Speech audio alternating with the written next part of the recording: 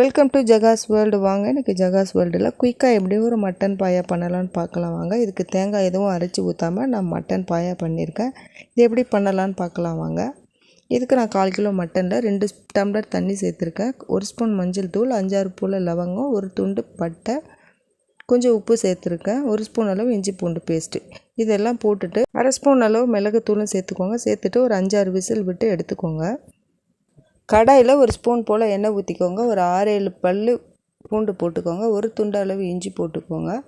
3 வெங்காயம் பொடியாக கட் பண்ணி சேர்த்துருக்கேன். நான் பொடியாக இல்லை, ரஃபாக கட் பண்ணி சேர்த்துக்கோங்க. அதே மாதிரி 4 தக்காளி சேர்த்துக்கோங்க. கொஞ்சம் கருவேப்பிலை போட்டுக்கோங்க, 2 கொத்து அளவு கருவேப்பிலை. அதே மாதிரி ஒரு 2 ஸ்பூன் அளவு பொடியாக நறுக்கினா கொத்தமல்லியும் சேர்த்துக்கோங்க. இது ஒரு பச்சை மிளகாய் சேர்த்துக்கோங்க. இதெல்லாம் ஒரு ஆஃப் குக் ஆனதுக்கப்புறம் ஆற வச்சு அரைச்சி எடுத்துக்கோங்க. வேறொரு பாத்திரத்தில் 3 ஸ்பூன் அளவு எண்ணெய் ஊற்றிக்கோங்க. எண்ணெய் ஊற்றிட்டு நம்ம அரைச்சி வச்ச பேஸ்ட்டை அதில் போட்டுடலாம். போட்டுட்டு 1 ஸ்பூன் அளவு நான் மிளகாத்தூள் சேர்த்துருக்கேன்.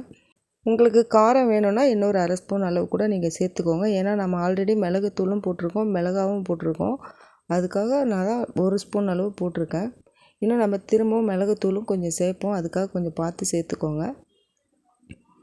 இதெல்லாம் போட்டதுக்கப்புறம் நம்ம ஆல்ரெடி வேக வச்சுருக்கோம் இல்லையா, அந்த மட்டன் அந்த தண்ணியோடு சேர்த்து அப்படியே ஊற்றிடுங்க. அதில் ஊற்றிட்டு தேவையான அளவு உப்பும் போட்டுக்கோங்க.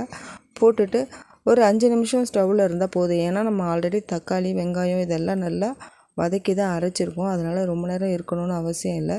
ஒரு 5 நிமிஷம் அப்படியே விட்டிங்கன்னா இந்த மசாலா எண்ணெய்லாம் பிரிஞ்சு வரும். அப்போ நம்ம எடுத்துடலாம். ஸ்டவ் சிம்மில் வச்சுட்டு நம்ம மிளகுத்தூள்லாம் போட்டு ஸ்டவ் ஆஃப் பண்ணிடலாம். மட்டன் மட்டும் நம்ம வேக வச்சு எடுத்துட்டோன்னா இது பண்ணுறது ரொம்ப ரொம்ப ஈஸி. இது ரைஸ்க்கும் நல்லாயிருக்கும், டிஃபனுக்கும் ரொம்ப நல்லாயிருக்கும். இன்னும் கொஞ்சம் தண்ணி நீங்கள் சேர்த்துக்கிட்டிங்கன்னா நல்லா பாயா மாதிரி இருக்கும். இது ரைஸ்க்கு நான் பண்ணியிருக்கேன் இன்றைக்கி, அதுக்காக கொஞ்சம் திக்காக எடுத்துருங்க. உங்களுக்கு தண்ணியாக வேணும்னா இன்னும் கொஞ்சம் தண்ணி சேர்த்துக்கிட்டிங்கன்னா ஒரு 1/2 டம்ளர் போல் தண்ணி சேர்த்துக்கிட்டிங்கன்னா உங்களுக்கு ரோட் சைடில் கிடைக்கும்ல அந்த மாதிரி பாயா கிடைக்கும். டிஃபனுக்கு ரொம்ப சூப்பராக இருக்கும் அது. இந்த வீடியோ உங்களுக்கு பிடிச்சிருந்ததுன்னா லைக் பண்ணி, ஷேர் பண்ணி, சப்ஸ்கிரைப் பண்ணி சப்போர்ட் பண்ணுங்கள். ஆல்ரெடி நான் நிறைய வீடியோ போட்டிருக்கேன் என்னோடய சேனலில், போய் பாருங்கள். அதெல்லாம் பிடிச்சிருந்ததுன்னா அதுக்கும் ஒரு லைக் பட்டனை கொடுங்க. இன்னொரு அடுத்து நல்ல ஒரு வீடியோவில் நான் உங்களை பார்க்குறேன். தேங்க்யூ.